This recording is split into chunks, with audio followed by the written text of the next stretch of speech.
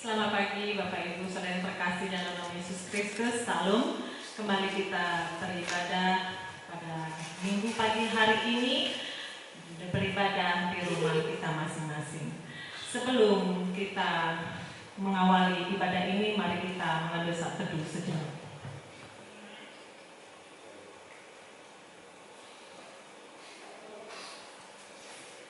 Memasuki ibadah ini, marilah kita menyanyikan Kidung Jemaat nomor 10, bait yang pertama dan ketiga.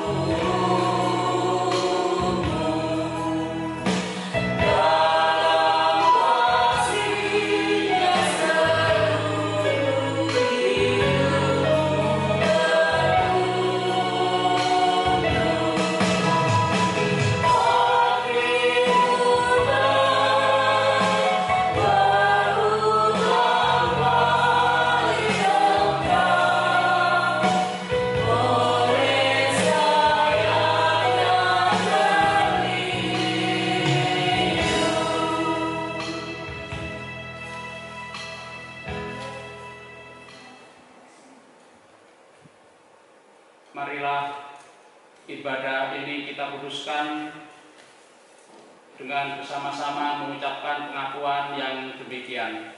Sumber pertolongan bagi kita adalah Tuhan yang menciptakan langit dan bumi. Amin. Damai sejahtera dari Allah Bapa, Putra, dan Roh Kudus menyertai saudara sekalian. Damai sejahteranya menyertai saudara kita. Amin. Mari kita membaca sabda pembimbing untuk minggu ini, diambil dari kitab Mazmur pasal 86 ayat 1 sampai dengan 5.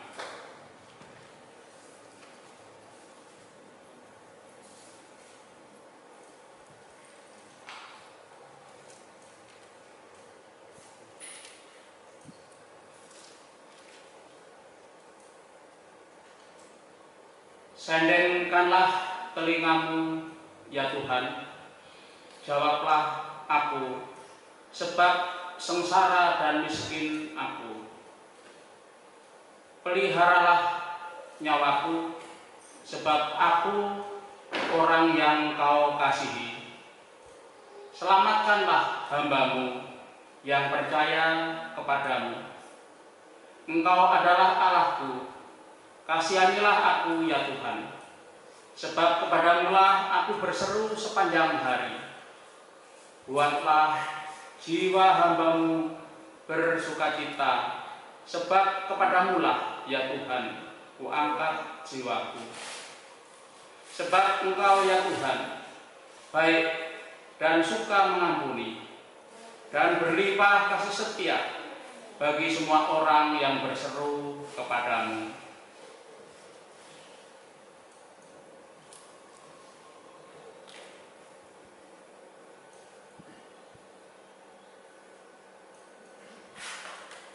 Marilah kita tanggapi sabda pembimbing dengan memuji Tuhan dengan pelengkap Kidung Jemaat nomor 19 bait 1 dan 3.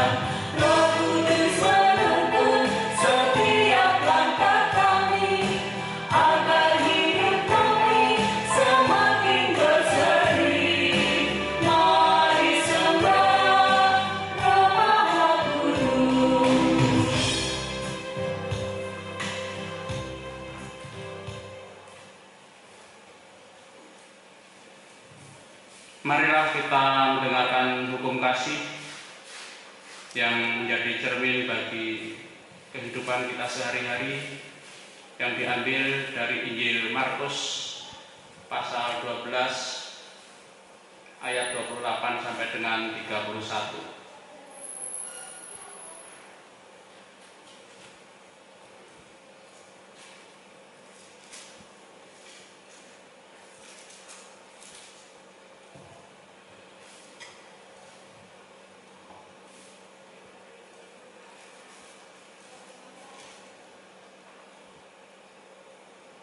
Hukum yang terutama. Lalu seorang ahli Taurat yang mendengar Yesus dan orang-orang Saduki bersoal jawab dan tahu bahwa Yesus memberi jawab yang tepat kepada orang-orang itu, datang kepadanya dan bertanya, "Hukum manakah yang paling utama?" Jawab Yesus, "Hukum yang terutama ialah, dengarlah hai orang Israel, Tuhan Allah kita, Tuhan itu Esa. Kasihilah Tuhan Allahmu dengan segenap hatimu, dan dengan segenap jiwamu, dan dengan segenap akal budimu, dan dengan segenap kekuatanmu. Dan hukum yang kedua ialah, kasihilah sesamamu manusia seperti dirimu sendiri. Tidak ada hukum lain yang lebih utama daripada kedua hukum ini."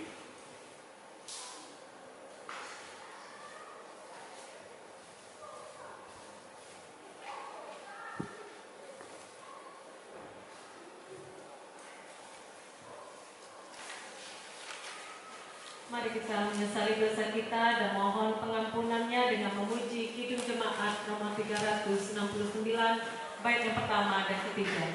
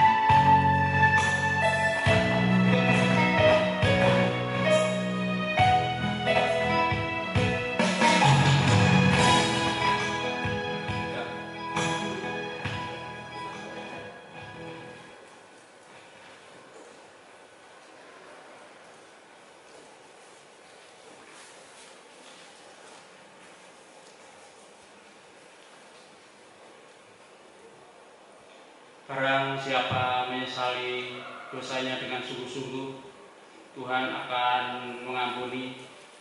Dan marilah kita memperhatikan berita anugerah dari Tuhan yang diambil dari Injil Matius pasal 10 ayat 37.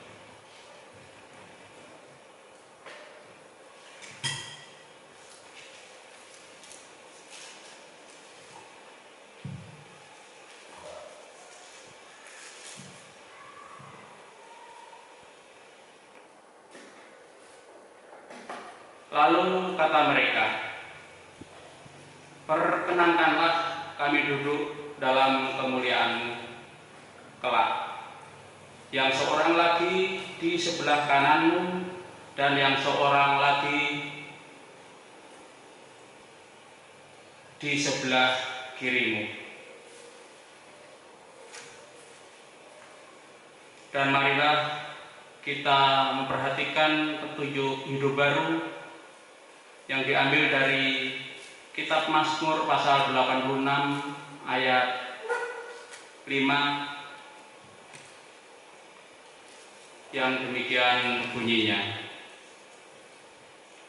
"Sebab Engkau, ya Tuhan, baik dan suka mengampuni, dan berlimpah kasih setia bagi semua orang yang berseru kepadamu." Marilah kita sanggupi petunjuk hidup baru ini, kita senantiasa untuk berseru kepada Tuhan. Mari kita memuji nama Tuhan dengan menyanyikan Kidung Jemaat nomor 370 bait yang pertama dan ketiga.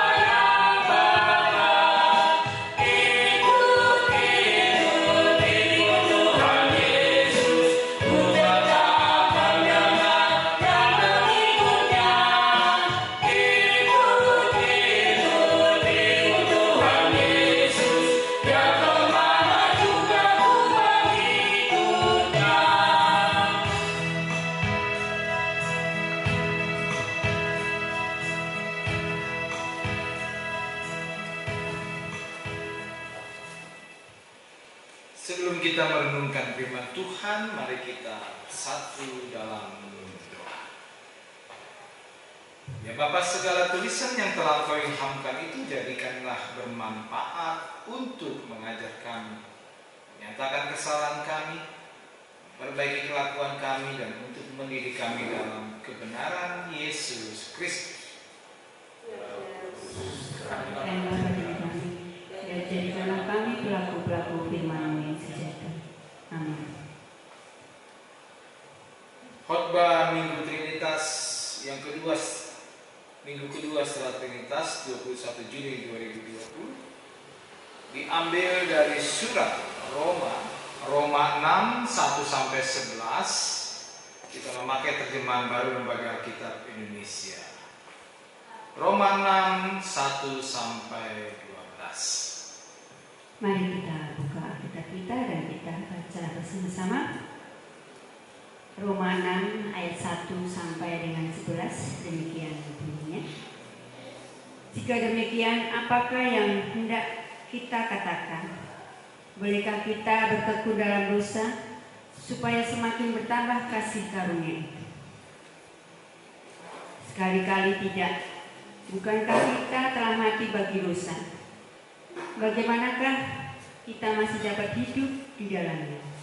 Atau tidak tahukah kamu bahwa kita semua yang telah dibaptis dalam Kristus telah dibaptis dalam kematiannya? Dengan demikian kita telah dikuburkan bersama-sama dengan Dia oleh baptisan dalam kematiannya, supaya sama seperti Kristus telah dibangkitkan dari antara orang mati oleh kemuliaan Bapa. Demikian juga kita akan hidup dalam hidup yang baru. Sebab jika kita telah menjadi satu dengan apa yang sama kematiannya, kita juga akan menjadi satu dengan apa yang sama dengan kebangkitannya. Karena kita tahu bahwa manusia lama kita telah turun disalibkan, supaya tubuh dosa kita dihilangkan kuasanya, agar jangan kita menghambakan diri lagi kepada dosa. Sebab siapa yang telah mati, ia telah bebas dari dosa. Jadi jika kita telah mati dengan Kristus, kita percaya bahwa kita akan hidup juga dengan Dia. Karena kita tahu bahwa Kristus sesudah Ia bangkit dari antara orang mati, tidak mati lagi. Maut tidak berkuasa lagi atas Dia, sebab kematiannya adalah kematian terhadap dosa, satu kali dan untuk selama-lamanya. Dan kehidupannya adalah kehidupan bagi Allah. Demikianlah hendaknya kamu memandangnya, bahwa kamu telah mati bagi dosa, tetapi kamu hidup bagi Allah dalam Kristus Yesus. Demikianlah pembacaan pagi hari ini.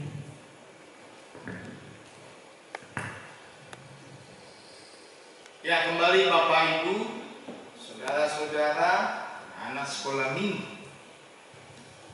Tema khotbah pada minggu kedua setelah Trinitas ini adalah hidup memuliakan Allah.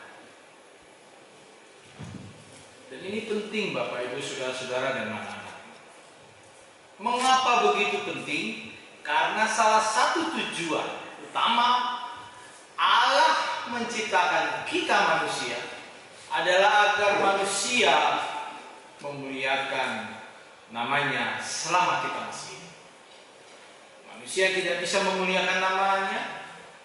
Maaf, saya ulangi, manusia tidak bisa memuliakan Allah dalam hidupnya, berarti dia bukan berasal dari Allah. Nah, sekarang mari kita selidiki ayat demi ayat. Kita akan mulai dari ayat yang pertama dan kedua. Bagaimana kita seharusnya, cara kita memuliakan Allah. Pertama, kita lihat ayat yang pertama dan kedua, bahwa kita tidak hidup berdiam dalam dosa. Ada pertanyaan kepada kita semua, bolehkah kita bertekun dalam dosa? Pertanyaan yang timbul pada ayat 1 adalah pertanyaan yang sengaja dikemukakan Paulus untuk mengantisipasi kesalahpahaman yang mungkin timbul. Kita membaca sebelumnya ayat 5, pasal 5 ayat 21-22, dosa bertambah banyak dan kasih karunia juga bertambah banyak. Pada ayat ini ada bahaya yang akan timbul jika orang akan berpikir bahwa semakin banyak ia berbuat dosa, maka semakin banyak kasih karunia yang diberikan kepadanya. Sehingga ia bisa tetap hidup di dalam dosa karena ia tahu kasih karunia itu selalu cukup baginya, dan cenderung menganggap rendah kasih karunia yang diberikan Yesus Kristus lewat pengorbanannya di kayu salib. Tetapi Paulus tidak seperti itu. Maksud Paulus pada ayat ini, dia mau mengatakan dan menyadari bahwa dosa kita yang semakin banyak.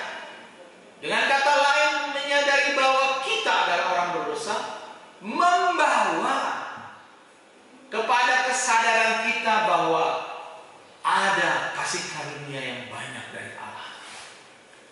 Sehingga mereka yang telah berdosa, kita yang telah berdosa, menyadari Allah sudah naik ke surga, tetap mengasihi mereka, dan ia ingin mereka kembali kepada Allah.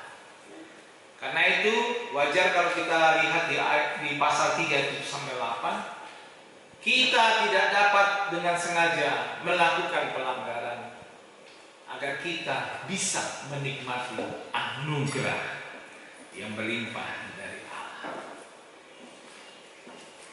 Sebab banyak orang yang ketika jatuh dan kembali jatuh lagi ke dalam dosa yang sama, mereka sering tidak melihat kasih karunia itu berlimpah, melimpah. Dan biasanya kita bisa saja mengatakan, Tuhan, aku tidak pantas menjadi alatmu. Bahkan juga mengatakan, Tuhan, aku sudah sampai di sini dan tidak dapat bangkit kembali. Sekarang biarlah kehendak-Mu yang jadi, tanpa mau berusaha melawan dosa. Dan di situ kita disadarkan bahwa kehendak Tuhan tidak pernah meniadakan kehendak bebas manusia. Karena itu, kehendak Tuhan adalah pertama, Bapak Ibu Saudara-saudara dan anak, kita bangkit dan kita menang atas dosa kita. Sehingga atas dosa itulah dapat terlaksana kalau kita sendiri tidak mau berjuang melawan dosa, kita tidak bisa berarti apa-apa di hadapan Tuhan. Bapak Ibu Saudara dan anak-anak, kehendak Tuhan tidak dapat terlaksana, atau Tuhan tidak dapat mengubah kita satu malam menjadi orang baik. Namun Tuhan dapat. Hanya Ia tak pernah menghendaki kita menjadi anak-anak gampangan. Dan itu biasanya dihubungkan dengan pengorbanan Kristus. Sekarang kita lihat ayat yang 3, 4, 5. Di sini Paulus memperlihatkan persekutuan dengan Kristus dalam penyalipan yang bertujuan, Bapak Ibu Saudara-saudara dan anak-anak, kita mematikan kuasa dosa agar kita tidak lagi menjadi hamba dosa. Dan di sini Paulus memakai kematian dalam konsep orang Yahudi. Misalnya dia berhutang, dan di mana ada peraturan bahwa jika seorang berhutang dan belum sempat melunasi hutangnya sampai ia meninggal, orang Yahudi ya, maka hutang orang itu dianggap lunas, tidak boleh diingat-ingat lagi. Itu sebabnya biasanya kalau kita ada orang yang meninggal, sering kali kan ada keluarga mengatakan, bila Bapak Ibu almarhum, misalnya ayah kami yang sudah meninggalkan kami, ada utang piutang, mohon disebutkan supaya kami bisa melunasinya. Kalau memakai ukuran orang Yahudi, jika orang itu berhutang dan sampai meninggal, dianggap hutangnya lunas. Dan inilah yang menjadi sikap nyata dari persekutuan dengan Kristus. Artinya, kematian yang menunjukkan bahwa orang percaya berada dalam persekutuan dengan Kristus juga terbebas dari kuasa dosa. Yesus mati untuk menebus dosa-dosa kita, untuk menebus dosa-dosa leluhur kita, untuk menebus dosa-dosa dari manusia pertama Adam dan Hawa, sampai saat Yesus mengajar, sampai juga sekarang. sampai juga nenek moyang kita. Itu pemahaman Paulus di dalam surat Roma. Jadi sama seperti budaya orang Yahudi, ketika seseorang pun meninggal, hutangnya dianggap lunas. Ketika kita yang hidup dalam kuasa dosa sudah ditebus dosa, lunas hutang kita. Nah, jangan terlena dulu. Pengertian lunas ini berarti kita juga butuh tanggung jawab menyikapi itu. Bahwa kita tidak menyerahkan anggota-anggota tubuh kita menjadi senjata ketidakbenaran. Ketiga, kita lihat ayat yang ke-11. Kita tidak membiarkan dosa menguasai tubuh kita. Paulus di sini memakai istilah manusia lama, yang tidak merujuk pada natur keberdosaan, tetapi keberdosaan natur keberdosaan itu, keberadaan keberdosaan itu tetap ada sebetulnya pada diri kita. Nah, sekarang bagaimana caranya kita memahami hal ini, bahwa kita tidak bisa membiarkan dosa menguasai tubuh, bahwa penyalipan manusia lama kita bertujuan supaya kita mempunyai tubuh yang tidak berdosa. Bagaimana supaya dosa tidak menguasai tubuh? Ada jawabannya. Yang pertama, serahkanlah kepada Allah tubuh kita untuk menjadi alatnya. Dan yang kedua, jangan jadikan tubuh kita lagi milik kita pribadi, tapi jadikan tubuh kita milik Allah. Tubuh kita milik Allah. Oleh karena itu Bapak Ibu Saudara-saudara, hidup memuliakan Tuhan tidaklah selalu mudah. Ada kalanya sulit, sukar, terutama ketika kita menghadapi masa-masa sukar. Salah satu contohnya adalah masa pandemi corona ini. Kita memasuki tatanan baru hidup normal.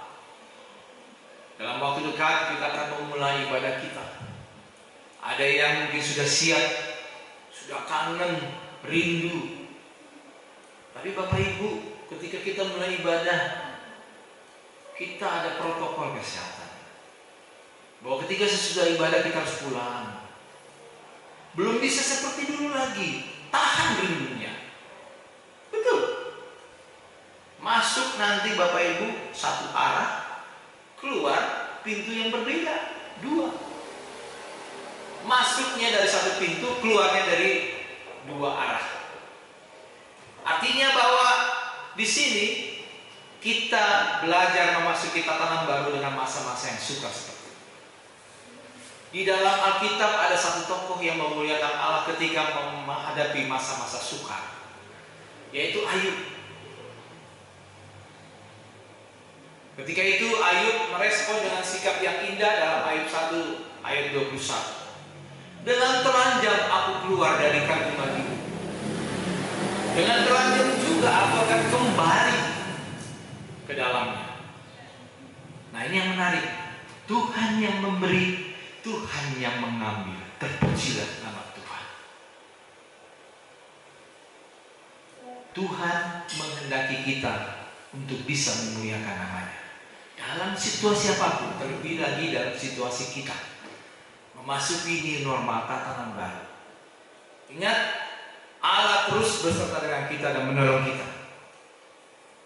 Jika kita bisa memuliakan Allah dalam situasi yang sulit, maka kita bisa melepaskan diri kita dari masalah sulit. Bapak Ibu Saudara-saudara dan anak-anak, seseorang yang sukses adalah orang yang berani menghadapi ketakutan. Ini pesan buat penguatan kita. Saya ulangi, seseorang yang sukses adalah orang yang berani menghadapi ketakutan. Oleh karena itu jangan takut dan pantang menyerah. Hidup pasti berubah. Hadapilah tantangan. Selamat hari Minggu. Tuhan Yesus memberkati kita. Mari kita satu dalam doa. Bapa di surga, kami bersyukur dan berterima kasih. Tuhan Maha Baik. Di hari yang kesekian masa pandemi corona ini memasuki dan sudah berlangsungnya new normal di beberapa tempat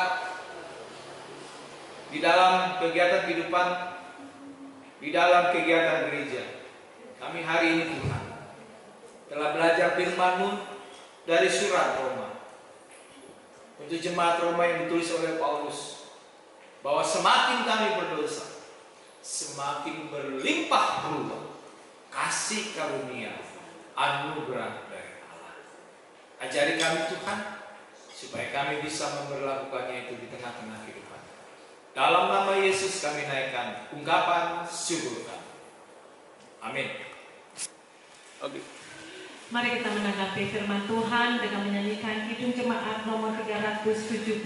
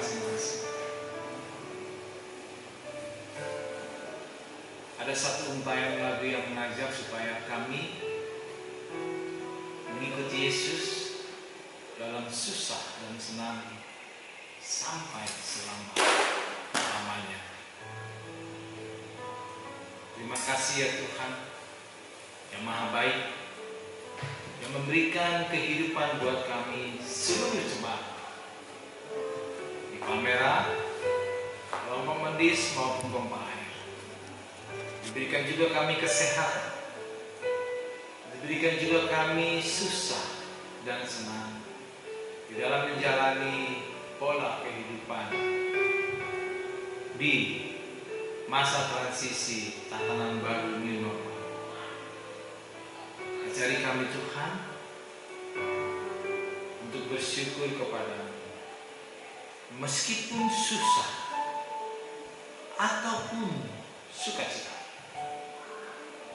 Terlebih lagi ketika kami berjuang Tuhan di masing-masing kehidupan kami, yang bekerja, yang memiliki usaha apapun Tuhan, untuk kami kerjakan di dalam kehidupan dan kami lakukan Tuhan dengan cara diberkati Tuhan, untuk memperoleh rezeki, kecukupan kebutuhan kami sehari-hari. Meskipun di antara kami tidak sama ya Tuhan, dan masih ada yang terseok-seok untuk meraih rezeki, mohon tuntunanmu ya Tuhan. Kami mau mengikut Engkau. Untuk saudara-saudara kami yang sakit dipulihkan, terima kasih untuk beberapa hari yang lalu Tuhan. Bapak sudah Alikolo dalam perawatan medis beberapa hari di rumah sakit TKT dan sudah pulang. Meskipun dalam keadaan lemah sehabis cuci darah tadi pagi, Tuhan yang berkati Bapak sudah Alikolo, keluarganya, anak-anak, menantu, cucu, yakin dan percaya, dan kami berdoa bahwa sudah hari itu mau mengikut Engkau Tuhan dalam sakit penyakitnya sampai selama-lamanya Tuhan.